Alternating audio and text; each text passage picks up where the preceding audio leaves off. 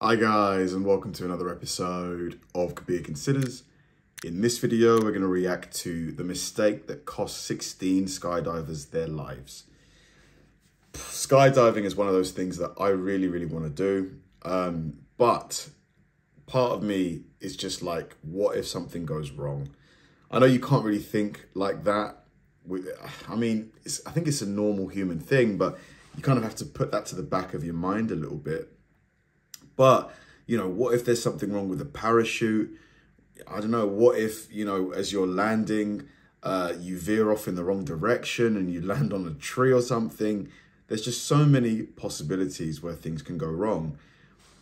And, you know, evidently it happened here, you know, and it cost 16 people their lives. I mean, what kind of mistake would have cost all of them to die? 20 skydivers eagerly board a World War II bomber plane for a complimentary high-altitude jump. Little do they know, it would turn into the deadliest disaster in the history of recreational skydiving. As the plane ascends, they prepare for the exhilarating jump. But the weather worsens and a thick layer of clouds engulfs the sky. Despite the golden rule of skydiving, don't jump if you can't see the target, the thrill seekers leap into the abyss below, and 16 fall to their deaths in the cold waters of Lake Erie in Ohio. On August 28, 1967, a group of about 30 enthusiasts made their way to Ortner Airport in Ohio for a complimentary flight. It was a rare opportunity to jump from a modified warplane at a height of 20,000 feet. The sport is relatively new, and fans take every chance to register a high-altitude jump under their belt. But the medium-sized customized B-25 Mitchell bomber offered limited seating. As a result, the pilot decided only to give seats to the most experienced skydivers. This meant that about 10 jumpers were turned away. They had no clue at the time, but the pilot's decision would ultimately save their lives. The event was initially postponed due to the thick cloud cover in the morning, but the plane eventually took off in the late afternoon carrying 20 sport parachutists. This must have been so exciting for them, because here skydiving is, I think the cheapest you can do it, it's like £500. So it's not very cheap, you know. So to get a free skydive, you must have been like, yeah, I'm so excited for this, you know. The plan was for 18 of them to drop from 20,000 feet over the Ortner airfield, while the other two would jump from 30,000 feet as the plane looped back over it. But things would play out very differently.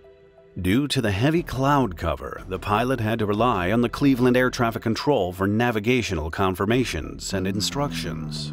Shortly after takeoff, a single-engine Cessna 180 departed the same airport. The pilot had intended to watch the event from the ground, but changed his mind when he ran into an enthusiast who had been scheduled to join the skydivers. Together, they decided to capture photographs from a height of approximately 12,000 feet. The jumper plane took off at 3 p.m., embarking on a slow and challenging hour-long circular ascent to reach the intended 20,000 feet.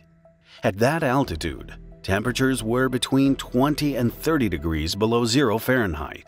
Since the plane lacked insulation and heating, many skydivers wore extra layers of insulated clothing over their jumpsuits. It was an important detail that would later prove devastating. During the B-25's ascent, the pilot headed towards the Cleveland radio station to get a positive navigational fix on Ortner Airfield and proceed towards the drop zone. In the 1960s, GPS was not yet available, and pilots relied on very high-frequency radio signals for guidance. According to court documents related to the incident, both planes contacted air traffic control within 2 minutes of each other, reporting positions over or near the Cleveland radio beacon. The B-25's pilot was the first to make the call and was given a heading by the radar controller, which supposedly put him 6 miles away from the designated jump zone at Ortner Airfield. However, the Cessna, flying at 12,000 feet in the direction of the Cleveland beacon, had no visual of the B-25 and contacted traffic control to verify his location in relation to it. Oh, man. Air traffic control could only spot one target in the area and informed the Cessna that it was probably about 6 miles behind the B-25. I thought that every plane in the air had some kind of unique identifier, though, that made it clearly distinct from other airplanes in the air.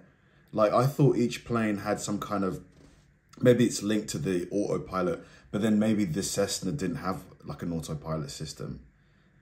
Because surely air traffic control can identify a plane from another plane in the air, even if they're in close proximity. As it turned out, the actual situation was quite different. Unknown to everyone at the time, the air traffic controller had mistakenly identified the Cessna as the B-25 on the radar, confusing the bomber's location. In reality, the B-25 was flying over Lake Erie, about 12 to 13 miles from the intended drop zone, while the pilot believed they were only 3 miles away and started preparing for the drop. The first 18 skydivers planned to perform free-fall maneuvers close to each other, requiring them to jump almost simultaneously to maintain minimum separation. The pilot gave the signal to the jump master, and all of the jumpers were out of the plane within 30 seconds, starting their planned relative work maneuvers. However, they immediately noticed the complete cloud cover below them. The limited light and semi-enclosed nature of the bomb bay area where they were seated had made it difficult for them to see the conditions below. Their plan was to continue free-falling until reaching around 2,500 feet, at which point they would deploy their chutes or canopies over Ortner Airfield. The skydivers were unaware of what lay beneath the clouds. The Cessna attempted to locate them after the first 18 jumpers were in the air, thinking the bomber was in the same area, but neither the bomber nor the jumpers were there. They remained in freefall as they descended through the cloud layer, breaking out at around 4,000 feet. It wasn't until then that the skydivers made the alarming discovery. They were roughly 4 miles offshore and nowhere close to the airfield. Oh man, 4 miles. That is a huge swim. I mean, yeah, you're gonna try and swim to shore, but you're gonna just get exhausted, aren't you? Oh, that's a horrible way to go. Their decisions in the next few seconds would ultimately determine whether they would live or die. There were only 3.5 minutes left for them to prepare for impact and begin a fight for survival. All around them, skydivers started shedding boots, heavy clothing, and anything that would not float as they prepared to hit the water. Witnesses on the ground saw brightly colored canopies opening at different intervals in the sky, with the jumpers plunging into the water, one after the other, in a straight line as though it had been meticulously planned. With a sense of urgency, an off-duty Coast Guard stationed on the beach witnessed the harrowing sight and sprung into action to organize rescue efforts with nearby boats. The sea conditions were treacherous, with waves reaching as high as 4 feet, adding to the already deadly situation. This is horrible, man. Meanwhile, far above, the B-25 continued its circular ascent, blissfully unaware of the chaos unfolding below it. The crew's request to ascend to 30,000 feet, the altitude from which the remaining 2 skydivers would jump, was initially denied. But undeterred, the pilot redirected the plane towards the Cleveland radio station. After plotting a new course, the remaining 2 skydivers successfully jumped over the intended drop zone at the airfield 20 minutes after the first drop. The B-25 descended and landed, oblivious that the 18 jumpers were caught in a monumental battle for survival. 4 miles, like, that is just such an insane amount to swim. I just don't even, I'm not familiar with, like, you know, people that can swim that kind of distance, but I'm thinking that has got to be like, you're like a top athlete if you can swim for 4 miles. Is it even possible to swim that long without like getting exhausted? Meanwhile, skydivers Bernard Johnson and Robert Coy frantically struggled to free themselves from their heavy gear before hitting the water. They desperately tried to stay afloat, but their remaining equipment threatened to drag them under. Hope seemed to fade as they bobbed in the waves until a private fishing boat appeared in the distance. It headed straight for them, and the two men were pulled aboard just in time.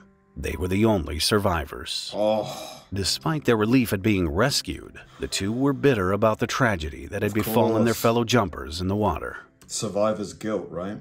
According to one of the men, he spotted a nearby vessel with a tall radio antenna as he struggled to stay afloat.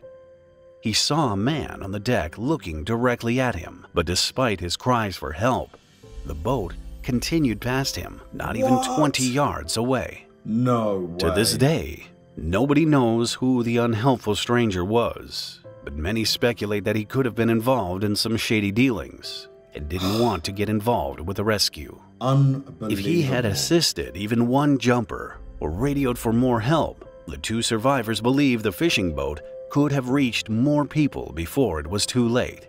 That is just such scumbag behavior, isn't it? Wow. Abandoned canopies, jumpsuits, harnesses, and helmets bobbed on the waves without any sign of their owners.